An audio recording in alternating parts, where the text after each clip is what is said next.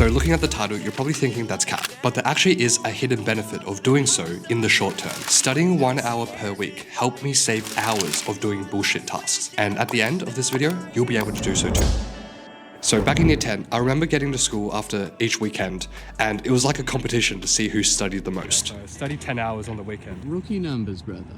And I'll be honest, I would feel really guilty when I didn't study as much as some of my classmates. And so I did the dumb thing and thought, I'm going to study more and be like everyone else. And so there was this time period in year 10 where, apart from sleeping and eating, I would just be at my desk at home. And I felt productive studying 8 hours a day.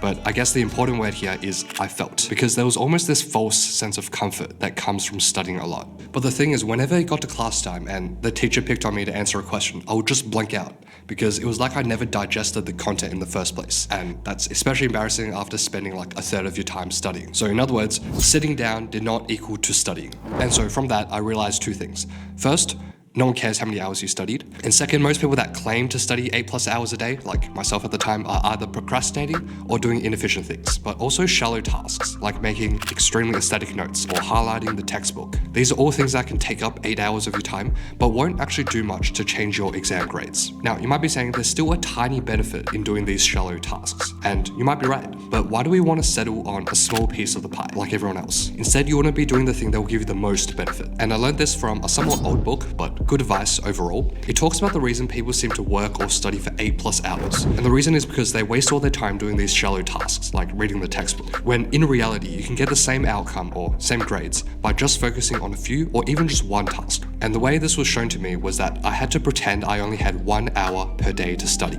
And I would ask myself, what will I do?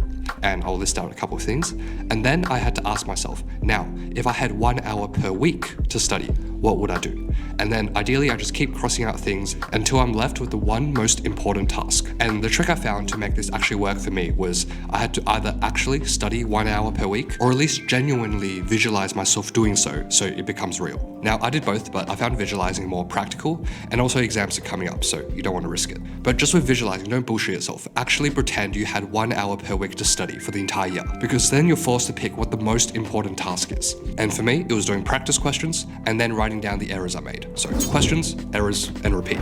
Okay, so you're probably unimpressed because doing questions isn't this groundbreaking thing. But let me ask you this. Basically, every student does some form of practice questions or practice exam, but the results vary so much. So why is that the case? Well, it's definitely not the number, because there's some people that only do a few practice exams, but end up doing better than those that do hundreds. Well, the difference is that top students will keep track of all their errors so that every mistake they make only occurs once. Because the value of doing practice questions is not the question itself, but rather what you do after. So that's why when I got a question wrong, I would write out my own detailed step-by-step solution to answer it correctly, because the same question won't come up again, but the same steps will. And the thing is, there's only so many ways examiners can ask a particular question. So if you keep writing down all your mistakes and learning from them, eventually you just run out of ways to fail. And this is why it's so important to focus on those high-yield tasks, like doing questions, because then your 1 hour of quality work is more than what most people finish in a week. Now, you might be thinking that's cap again, but if you really think about it, I used to spend a week making all these notes and I did no questions at all, and I would procrastinate here and there, so I was not prepared at all.